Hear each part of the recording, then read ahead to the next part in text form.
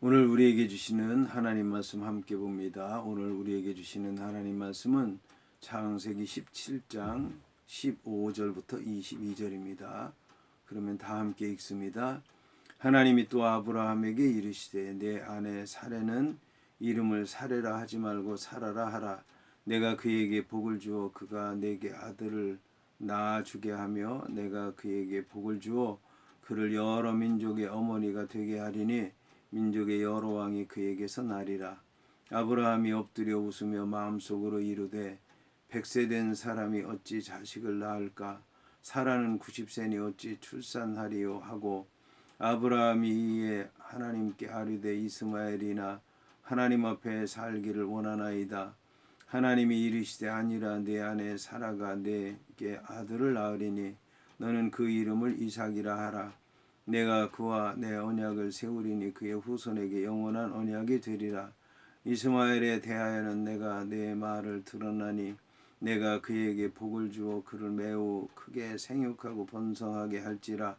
그가 12두령을 낳으리니 내가 그를 큰 나라가 되게 하려니와 내 언약은 내가 내년 이 시기에 사라가 내게 낳을 이삭과 세우리라.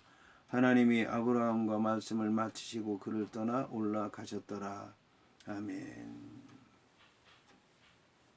오늘 말씀의 제목은 내 언약을 이삭과 세우리라입니다. 그러면 본문의 말씀을 통해 함께 은혜 나누도록 하겠습니다. 오늘 말씀은 하나님이 또 아브라함에게 이르시되 내 아내 사레는 이름을 사레라 하지 말고 사라라 하라는 말씀으로 시작을 합니다. 이제 아브라함의 이름을 바꾸신 데 이어서 사라의 이름도 바꾸시는 것을 볼 수가 있습니다.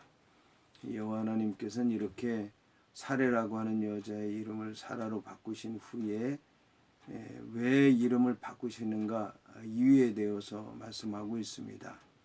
내가 그에게 복을 주어 그가 내게 아들을 낳아주게 하며 내가 그에게 복을 주어 그를 여러 민족의 어머니가 되게 하리니 민족의 여러 왕이 그에게서 나리라는 이제 말씀으로서 왜 사례가 사라가 되어야 되는가에 대해서 이제 구체적으로 말씀한 것입니다. 이 말씀을 들은 아브라함은 엎드려 웃으며 마음속으로 100세 된 사람이 어찌 자식을 낳을까? 사라는 90세니 어찌 출산하리요?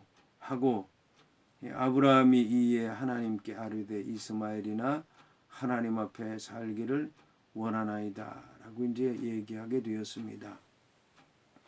아브라함이라고 하는 사람은 여호와 하나님을 믿는 사람이었습니다. 믿는 사람이기는 했지만 그 현실을 부정할 수는 없는 것이었습니다. 그리고 아브라함이라고 하는 사람의 말 속에서 내가 지금 100살 아닙니까? 라는 얘기를 듣게 되는데 나이가 많은 것도 문제이기는 하지만 자기가 75살부터 100살까지 25년 동안 하나님을 섬겼는데 아직까지도 자식을 주시지 않았는데 이 앞으로 무슨 하나님께서 자식을 주신다고 그러시냐 이제 그렇게 묻는 것입니다. 아브라함은 믿기는 하지만 현실적으로 육체적으로 세상적으로 받아들일 수 없다는 얘기를 솔직하게 한 것입니다. 아브라함의 기도를 보면은 현실적이에요. 구체적이에요. 직접적으로 하나님 앞에 이제 기도하는 것을 볼 수가 있습니다. 그런데 이제 하나님께서는 이 약속의 말씀을 점점 이루실 때가 됐는데 아브라함은 그 약속의 말씀을 믿지 못하는 것입니다. 하나님께서 이 약속의 말씀을 주실 때 처음에는 하늘과 땅의 티끌과 바다의 모래 이런 것들로 하나님께서 증거를 삼으셨습니다. 아주 멀리 우리의 현실과는 별 상관이 없는 그런 것들을 대상으로 해서 믿으라고 말씀한 것입니다. 그러다가 그 다음에는 구체적으로 말씀을 하십니다. 땅을 얘기하시고 그 다음에 그 땅에서 나는 그런 소, 또 양, 비둘기 이런 걸 제물로 잡으시도록 그렇게 말씀하시면서 하나님께서 이제 약속을 점점 이루어 가시는 것입니다. 자녀에 대한 것도 마찬가지입니다. 처음에는 저 갈대아 우르에서 나온 롯, 그 다음에는 다메섹에서 온, 그 다음에 엘리에셀, 그 다음에는 애굽에서 왔지만 자기 집에서 살던 그런 하갈, 그 다음에는 이제 사라가 되고, 그 다음에는 이제 그 사라의 몸에서 자식이 낳을 것이다. 이제 이렇게 구체적으로 하나님께서는 점점 더 그 약속의 말씀이 가까워지고 있다고 하는 것을 아브라함에게 말씀을 하는 것입니다. 하지만 아브라함이라고 하는 사람은 현실적으로, 육체적으로, 세상적으로 받아들일 수 없기 때문에 이스마엘이나 하나님 앞에 살기를 원합니다 라고 고백할 수밖에 없었던 것입니다. 그런데 하나님께서는 강하게 부인하십니다. 아니라 내 아내 사라가 내게 아들을 낳을 것이다. 이제 구체적으로 사라가 낳을 것이다. 사라의 육체에서 내 아내, 지금까지 자식을 낳아본 적이 없는 그 사라에게서 낳는다. 내가 사라로 고치지 않느냐. 내가 책임을 지겠다. 그러면서 구체적으로 그 이름을 이삭이라 하라.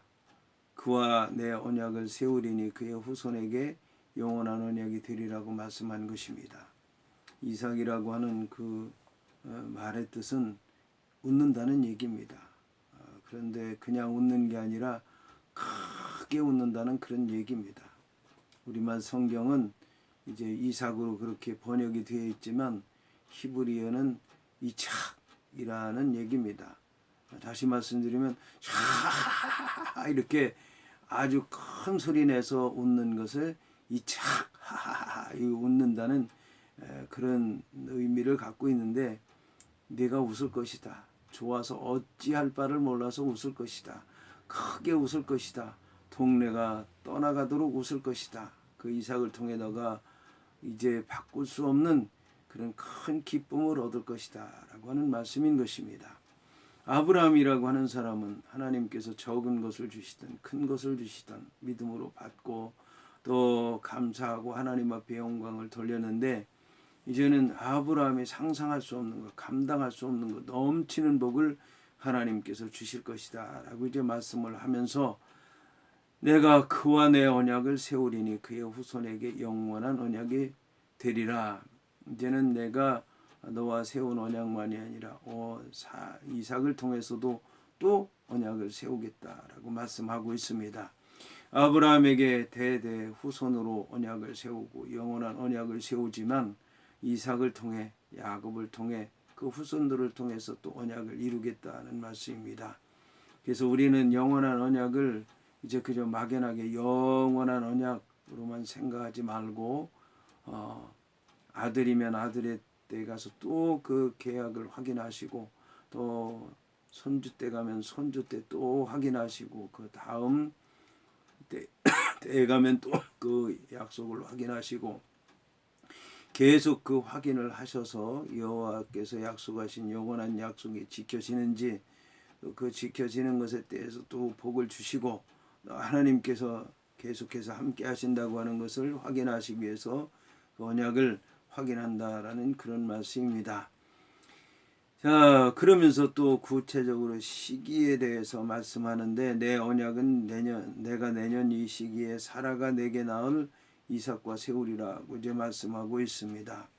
이스마엘에 대해서도 말씀하셨는데, 이스마엘에 대해서 내가 내 말을 들었나니 내가 그에게 복을 주어 그를 매우 크게 생육하고 번성하게 할지라. 그가 12두령을 낳으리니 내가 그를 큰 나라가 되게 하겠다라고 말씀하고 있습니다. 놀랍고 안타까운 말씀입니다. 놀랍다고 하는 얘기는, 아브라함이 아이고 나한테 무슨 아들을 주시겠습니까? 그 이스마엘이나 키우고 그가 번창하고 그가 잘 되기를 바랄 뿐입니다. 그러니까 여호와 하나님께서 이 아브라함의 간절한 소원을 들으셔서 이스마엘을 번창하게 한다고 하는 얘기는 기쁘고 놀랍고 받아들여야 되는 말씀이라고 하는 것입니다. 하지만 안타깝다라고 하는 것은 이 아브라함의 기도가 불신앙 가운데서 한 기도라고 하는 것입니다. 불신앙 가운데서 한 기도이기 때문에 불신앙 가운데서 이루어진다는 것입니다. 불신앙 가운데 이루어지게 되면 신앙인들과 부딪힐 수밖에 없다는 말씀입니다. 여기서 우리는 여호와께서 왜 아브라함을 의로 여기셨는데도 불구하고 만족하지 아니하시고 온전하라, 완전하라, 흠이 없게 하라고 하는 말씀을 왜 하셨는지 우리가 알아야 될 것입니다. 믿음은 중요합니다. 그러나 믿습니다라고 하는 것만 가지고는 안 된다라고 하는 것입니다. 믿습니다라고 하는 것은 무엇이든지 믿겠다고 하는 것인데 하나님 말씀에 합당하는 것이나 합당하지 않은 것 모든 것을 믿는다는 얘기입니다. 물론 우리의 마음으로는 하나님 말씀에 합당한 것만 이루어지기를 바라는 마음으로 믿는 것인데 그러려면 하나님의 말씀을 통해서 어떤 것이 옳고 어떤 것이 그르고 어떤 것이 합당하고 어떤 것이 합당하지 않고 어떤 것을 받아들이고 어떤 것을 받아들이면 안 되는가를 우리가 바로 알아야 되는 것인데 말씀을 대하려고 하지는 않고 말씀대로 살 생각은 하지 않고 어떤 말씀이 옳고 그른가는 구분하지 않냐고 그저 믿습니다라고 하는 것은 아브라함의 이러한 잘못된 믿음과 다를 것이 없다라고 하는 것입니다. 하나님 말씀 앞에서 우리는 하나님 말씀이 얼마나 중요한 것인가를 깊이 생각하시고 깨달아서 그 말씀 안에서 살아야 될 줄로 믿습니다.